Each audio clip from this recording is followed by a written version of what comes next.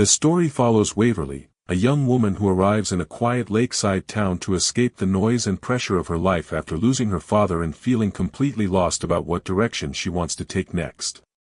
She plans to stay only for the summer at her cousin's place, hoping the break will clear her head, but everything changes the moment she meets Blake, a local lifeguard who seems to carry his own shadows behind his calm smile.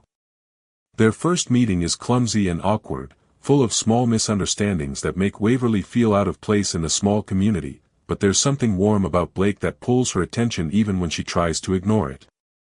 As days pass, she keeps running into him at the lake, and slowly they begin talking, sharing small parts of their lives that eventually grow into deeper conversations.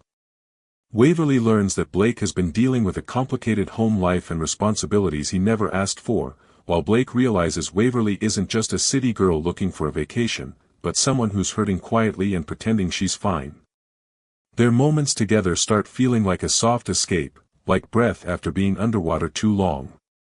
They go swimming, talk till late nights, and Waverly finds herself opening up in ways she hasn't done with anyone since her father passed.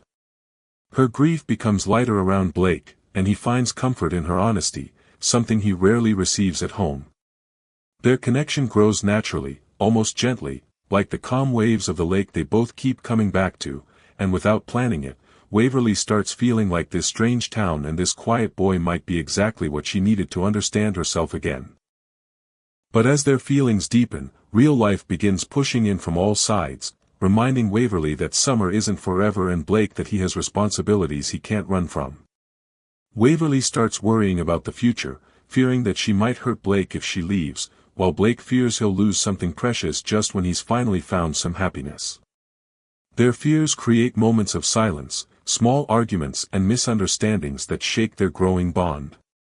Things get more complicated when Waverly's mom pressures her to return home and focus on real life, making Waverly feel torn between duty and the peace she finally feels when she's with Blake. At the same time, Blake's family problems rise, forcing him to choose between staying by Waverly's side or helping the people who depend on him. For a while, it feels like everything is falling apart, like their worlds are drifting away from each other, but both of them begin to realize that love isn't about escaping life, it's about finding someone who helps you face it. A near-drowning incident on the lake becomes a turning point when Blake risks his safety to save a child and Waverly sees clearly how deeply she cares for him. She decides to stop running from her emotions and finally tells him how she feels. Blake opens up too, admitting that Waverly gave him the courage to imagine something better for himself. The movie ends on a soft but hopeful note, with Waverly deciding to stay longer in town and Blake choosing to follow his dreams rather than remain stuck in fear. They don't promise a perfect forever, but they promise to try, and sometimes that's the bravest kind of love, choosing each other even when life feels uncertain.